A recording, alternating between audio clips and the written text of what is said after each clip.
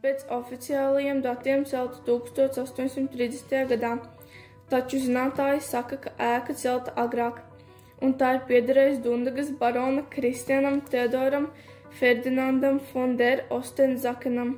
Ēka paredzēta kā barona vasaras rezidence. Tautas valodā iegājies, ka šo ēku dēvē par mūžu, taču Dundagas pils stāsti un noslēpumi lasām par 15 pusmužām Dundagas pagastā, un viena no tām ir Ģipkas pusmuža.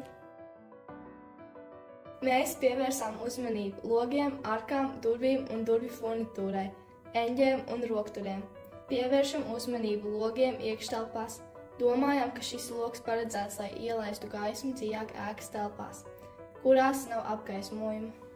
Mums pieejamajā dzīvojamā ēkas daļā saskaitījām 7 durvis, 7 logus, 3 saredzamās arkas. Mūsdienās publiski pieejama tikai 1/4 daļa. Padomju laikos pusmužu ēku sadalīja 4 dzīvojamās daļās. Hei, nāc iekšā, parādīšu tev, kā izskatās padomju laika durvis ar tradicionālo tā laika rokturu un eņģēm.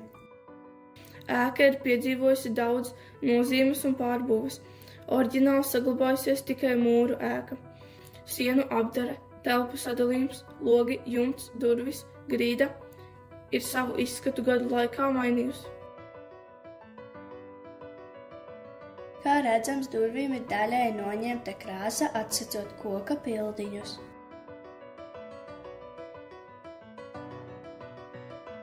Un šeit var redzēt pusmuižas oriģinālo arku, kura ved uz Mantes kursteni. Padomju laikos to aizmūrēja, šobrīd tā ir daļēji atsekta. Vēlaties redzēt vēl kaut ko oriģinālu un senu? Iespējams, kādas durvis vēras vaļā ar šo misiņa rokturu pats Kristians von der Ostensakens. Pats pusmuižas stāsts ir sarežģīts un līdz galam neatšķetināts.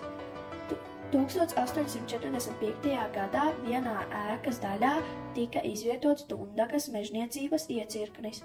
Otrā ēkas daļā dzīvoja pusmuižas kalpi, Grīvānu ģimene. 1924. gadā ēkā ierīkoja Ģipkas pasta palīgnodaļu.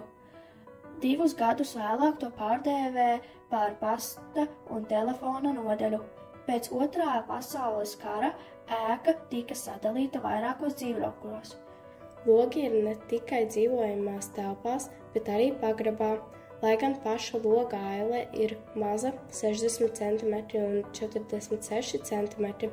Tā ļauj gaismai izgaismot visu telpu, jo mūra logaile pakāpeniski paplašinās un ir lielāka.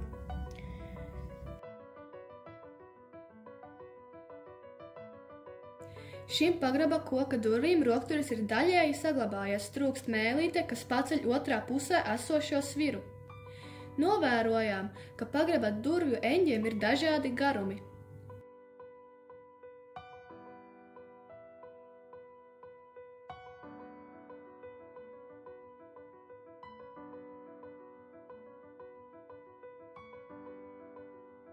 Šī ir unikālas formas arka. Tā sākas no grīdas un turpinās pat pagraba griestos. Šeit kādreiz ir bijušas trepes, kuras ved no pagraba uz ēkas pirmo stāvu.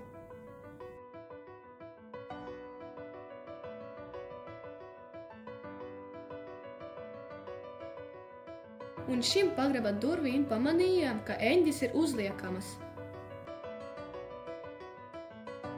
Mūsu ceļojums noslēdzas ar Martu, kurā jums parādīs pusmuižas ēkas logus. Logu dizains ārsienas laika gaitā ir mainījies, pašreiz redzam padomju laika ieliktos logus.